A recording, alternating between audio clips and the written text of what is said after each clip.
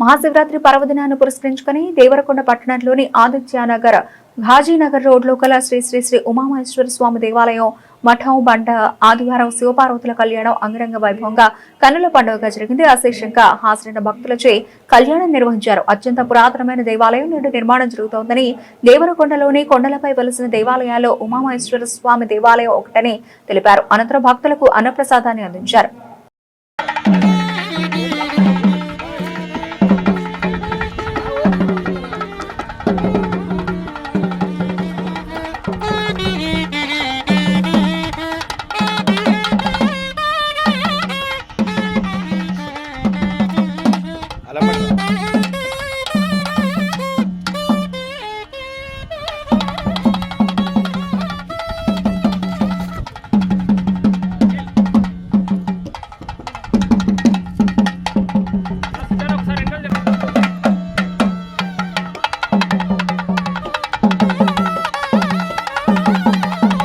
विश्वावसनामदम्मत्सरे उत्तरायण बन्नकाले बहुलपक्षेम त्रयोदशी तिथियायां शुभनक्षत्रे शुभयोगे शुभकरणे एवं गणान् विशेषणान् विशिष्टायां शुभतिदा श्रीमान् श्रीमताः कुटुम्बानां ददाः श्रीमान् श्रीमताः गोत्राद्भवस्य वसिष्ठ गोत्राद्भवस्य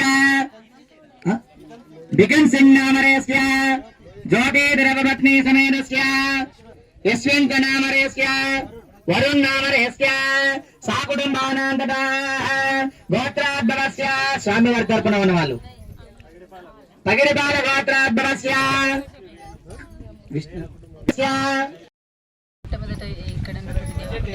మరియు ఈ మట్టంబండ యొక్క శివాలయానికి చేసినటువంటి భక్త మహాశయులకు ప్రతి ఒక్కరికి కూడా మహాశివరాత్రి శుభాకాంక్షలు తెలియజేసుకుంటున్నాను.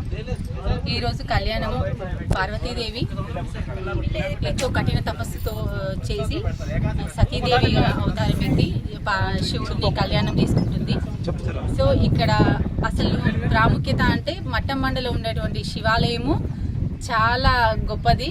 ఈ సరౌండింగ్లో మనము ఉత్తర ద్వారం ఎలాగైతే దర్శనం పడమరి పోయి దర్శనం చేసుకొని మళ్ళీ బయటకి ఉత్తర ద్వారం ద్వారా వచ్చేది ఒక ప్రత్యేకత.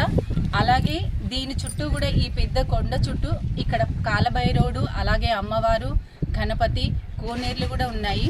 ఇది ప్రత్యేకంగా ఈరోజు నాకు జరిగిన అనుభవం చెప్తున్నాను. నాకు ఒక మిరాకిల్ లాగా. అసలు యాక్చువల్గా మేము ఈరోజు కళ్యాణం పైన కూర్చుంటామని కూడా అనుకోలేదు.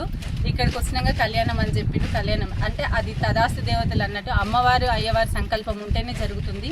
ఇక్కడ చాలా ప్రత్యేకత ఉంది. ప్రతి ఒక్క భక్తులు కూడా తెలుసుకొని ఇది చాలా పురాతన కాలంది. ఈ గుడిని ప్రజలందరూ కూడా తెలుసుకొని ఇక్కడికి రావాలి. దీని చుట్టూ కూడా నాగేంద్ర స్వామి తిరుగుతూ కూడా ఉన్నాడు. ఇక్కడ కింద గుట్ట కిందనే నాగేంద్ర స్వామి ఉంటుంది. అక్కడ పూజ చేసుకొని మనం పైకి వచ్చిన తర్వాత ఇక్కడ జరుగుతుంది. ఇది రానున్న రోజుల్లో చాలా ప్రాముఖ్యతమైన ప్రసిద్ధిగాంచిన ఒక టెంపుల్గా మన దేవరకొండలో ఎలాగైతే వెంకటేశ్వర్ల స్వామి, ఇలాగ అయ్యప్ప స్వామి టెంపుల్ ఎలాగైతే ప్రసిద్ధికి ఎక్కుతున్నాయో అలాగే ఈ టెంపుల్ కూడా చరిత్రను సృష్టిస్తుందని అనుకుంటున్నాము. ప్రతి ఒక్క భక్తులు కూడా మనకి ఈ గుడికి సహాయ సహకారాలు అందించాలి. ప్రతి ఒక్క భక్తులు వీలైనప్పుడు ఎప్పుడో ఒకసారైనా ఈ గుడి దర్శిస్తే దీని అద్భుతం అనేది, ఒక అనుభూతి అనేది మనం పొందగలుగుతాము. అది జై శ్రీమన్నారాయణ. ఓం నమః శివాయ.